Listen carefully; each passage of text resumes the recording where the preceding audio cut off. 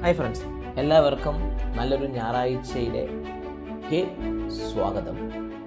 Go charting 5 paisa great tech powered by Mallu market profile pre market റിപ്പോർട്ടിലേക്ക് ഏവർക്കും സ്വാഗതം.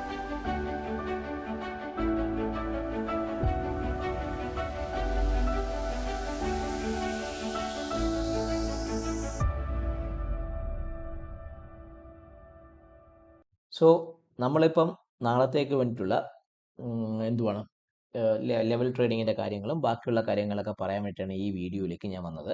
ഇന്നലത്തെ വീഡിയോയിൽ കൃത്യമായിട്ട് ഞാൻ എൻ്റെ ഈ വരാൻ പോകുന്ന വീക്കിലിയുടെ ഒരു വ്യൂ എങ്ങനെയായിരിക്കും, മാർക്കറ്റ് ഏതൊക്കെ ലെവലിലേക്കാണ് നിൽക്കുന്നത്, എങ്ങോട്ടാണ് പോയിരിക്കുന്നത്, എന്തൊക്കെ ഡേഞ്ചറസ് സിറ്റുവേഷനാണ് ബാങ്ക് നിഫ്റ്റിയിൽ ഫേസ് ചെയ്യുന്നത്, എം ക്യാപ്പ് എങ്ങോട്ട് പോകും, നിഫ്റ്റിയുടെ താഴത്തേക്കുള്ള ലെവൽസ് എങ്ങനെയാണ്, അപ്പ് സൈഡ് പോകാനുള്ള ചാൻസ് ഉണ്ടോ, അങ്ങനെയുള്ള പൊതുവെയുള്ള എല്ലാ ഒരു നിങ്ങൾക്കൊരു എന്താണ് ട്രാക്ഷൻ കിട്ടാൻ വേണ്ടിയിട്ടുള്ള ഒരു ടാർഗറ്റഡ് പോയിന്റിലേക്കുള്ള വ്യക്തമായിട്ടുള്ള ഒരു വീഡിയോ ആയിരുന്നു ഇന്നലെ കൊടുത്ത വീക്ക്ലി വീഡിയോ.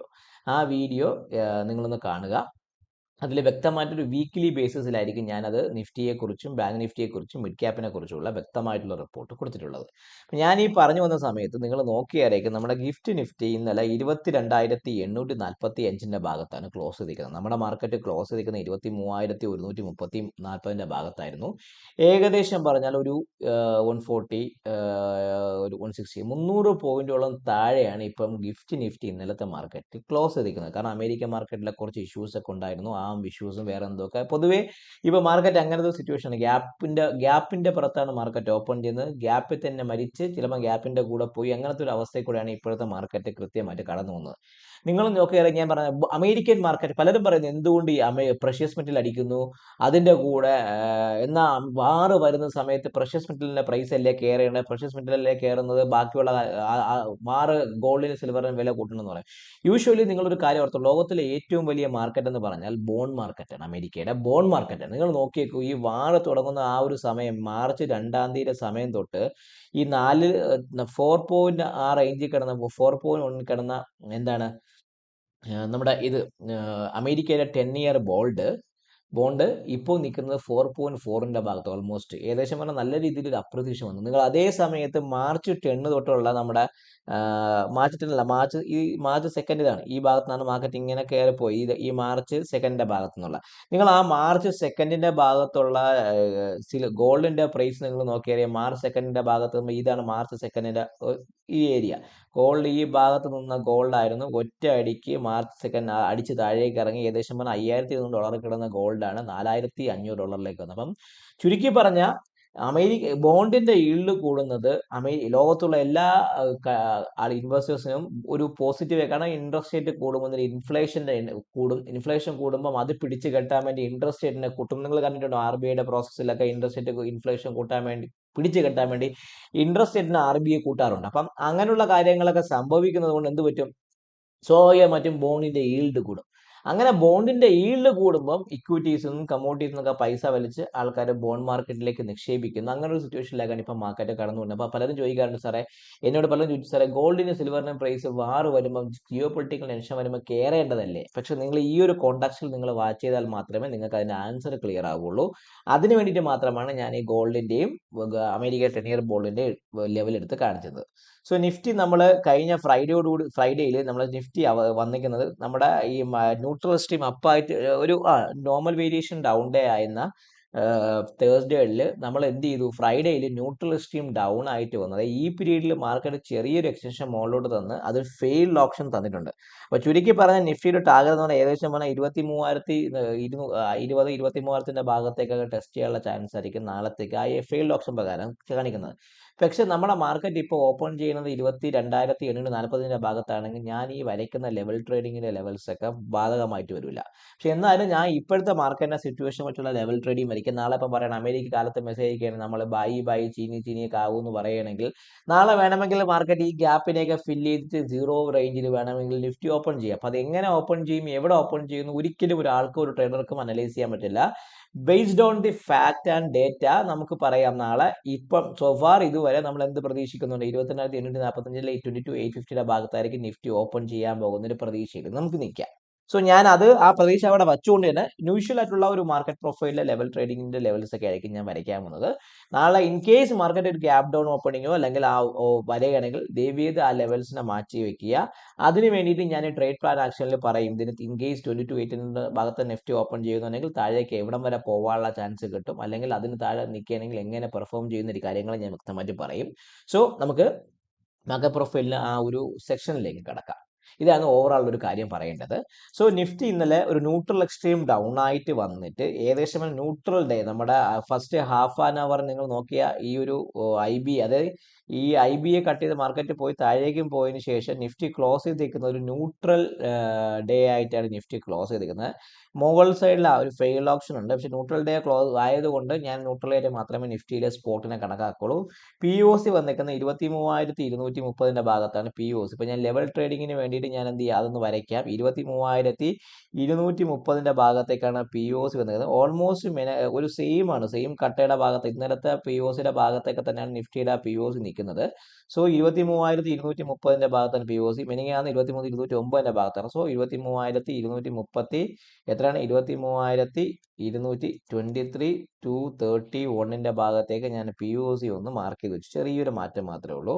ഞാൻ ഇനി സെല്ലിങ്ങിനെ കുറിച്ച് എടുക്കുന്നുണ്ടെങ്കിൽ ഈ ഒരു റെഫറൻസ് ലെവൽ സെല്ലിംഗ് തന്നെയാണ് ഞാൻ ഉദ്ദേശിക്കുന്നത്. 23,000 താഴെ സസ്റ്റെയിൻ ചെയ്തിട്ടുണ്ടെങ്കിൽ 22,950, 22,895, 22,835 എന്നാണ് ഈ റെഫറൻസ് ലെവലിനെ ഞാൻ പ്രതീക്ഷിക്കുന്നത്. അപ്സൈഡിന് വേണ്ടി ഞാൻ പ്രതീക്ഷിക്കുന്നത് ഇന്നലത്തെ ഈ പീരീഡിൽ വന്ന ഹൈ ആയതാണ് 3,345. അതായിരിക്കും ഞാൻ 350 പ്രതീക്ഷിക്കാം. ഇന്നലത്തെ ഈ പീരീഡിന്റെ ഹൈക്ക് മുകളിൽ മാർക്കറ്റ് അപ്സൈഡ് വരാം. 25,350 മുകളിൽ സസ്റ്റെയിൻ ചെയ്യുന്നുണ്ടെങ്കിൽ ഞാനൊരു അപ്സൈഡ് മൊമെന്റം പ്രതീക്ഷിക്കുന്നു.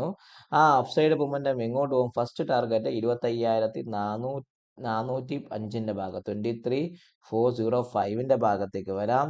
സെക്കൻഡ് 23,456 ഭാഗം 23,455 ഭാഗത്തേക്ക് വരാനും, അതിന് മുകളിൽ സസ്റ്റെയിൻ ചെയ്യുന്നുണ്ടെങ്കിൽ അടുത്തത് 23,505. എത്രയാണ്? 23,505 എന്ന് പറഞ്ഞ ഭാഗത്തേക്ക് വരാം. ചുരുക്കി പറഞ്ഞാൽ നിങ്ങൾ ഓർത്തുകൊള്ളുക, 23,350 എന്ന് പറഞ്ഞാൽ ഇന്നലത്തെ ഹയർ റെഫറൻസ് കട്ട് ചെയ്യണമെങ്കിൽ മാർക്കറ്റ് മുകളിലോട്ട് പോയി 23,445, 455, 505 ഭാഗത്തേക്ക് പോവാം.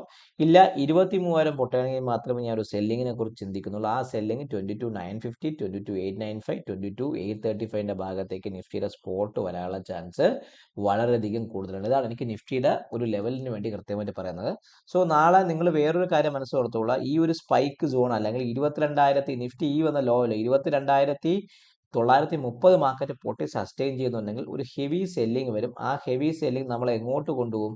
അതിന് താഴെ സസ്റ്റെയിൻ ചെയ്യുന്നുണ്ടെങ്കിൽ മാർക്കറ്റ്, ഞാൻ ഈ പദങ്ങൾ ഓർത്താൽ മതി, അവനെ സംബന്ധിച്ച് ഏറ്റവും കൂടുതൽ ഓർക്കേണ്ടത് 22,800 മാർക്കറ്റ് ഈ 22,815 താഴെ നിഫ്റ്റി സസ്റ്റെയിൻ ചെയ്യുന്നുണ്ടെങ്കിൽ അവൻ ഈ ഒരു POCയുടെ ഭാഗത്ത് 22,520 ഭാഗത്തേക്ക് വരാനുള്ള ചാൻസ് ഉണ്ട്. അപ്പം 22,812 ഒരു സ്ട്രോങ് ഡിമാൻഡ് ആക്റ്റീവ്, അത് പൊട്ടുകയാണെങ്കിൽ ഞാൻ ഈ പറഞ്ഞ 22,600, 22,520 ഭാഗത്തേക്ക് നിഫ്റ്റി വരാനുള്ള ചാൻസ് ഉണ്ട്.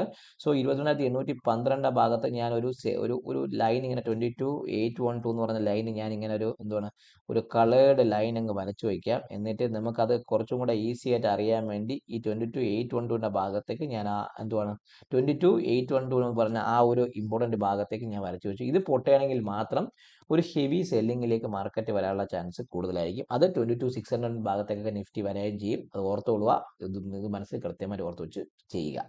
ഇനി ബാങ്ക് നിഫ്റ്റി ഒരു ചെറിയൊരു നോർമൽ വേരിയേഷൻ ഡൗൺ ഡേ എന്ന് വേണമെങ്കിൽ പറയാം. പക്ഷേ ഇന്നത്തെ ഒരു പക്ക ഒരു ബാലൻസിങ് തന്നതുകൊണ്ട് ഞാനത് കണക്കാക്കുന്നില്ല.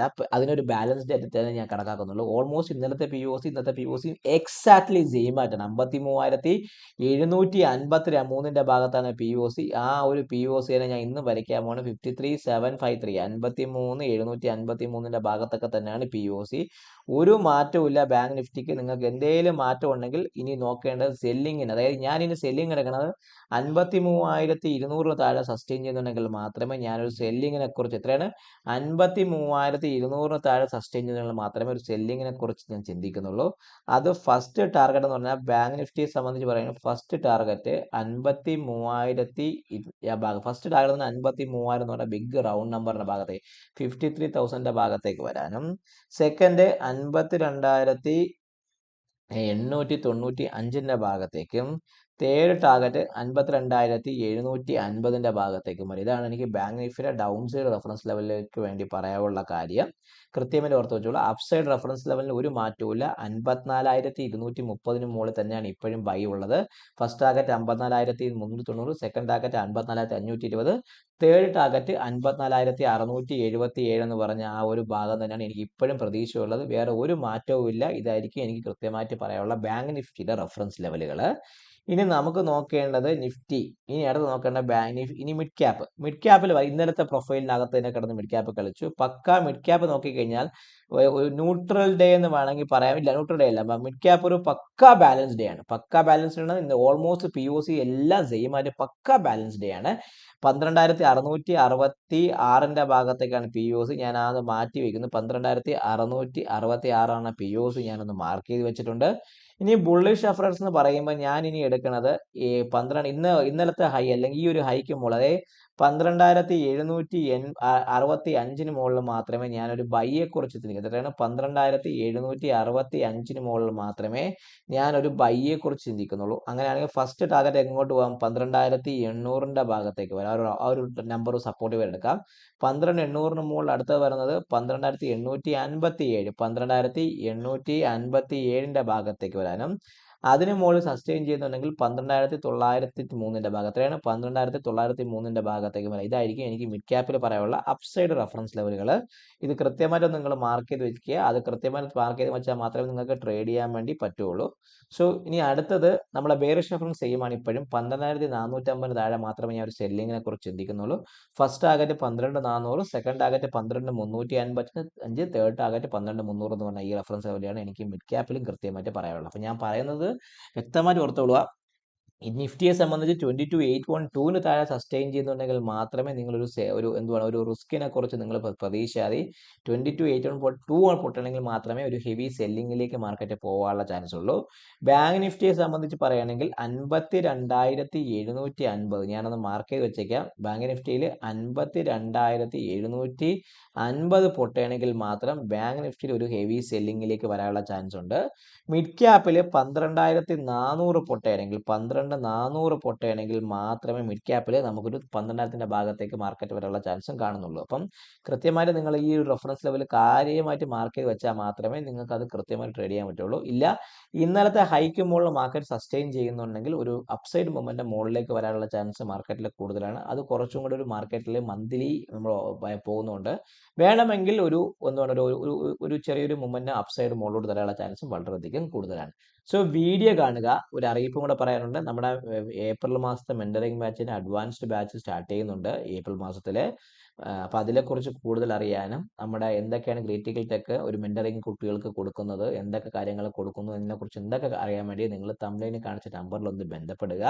വീഡിയോ കാണുക, ലൈക്ക് ചെയ്യുക, കമന്റ് ചെയ്യുക, സബ്സ്ക്രൈബ് ചെയ്യുക. നിങ്ങൾ ട്രേഡിംഗ് ഫ്രണ്ട്സിന് വീഡിയോ അയച്ചു കൊടുക്കാൻ മറക്കാതിരിക്കുക. ഹാപ്പി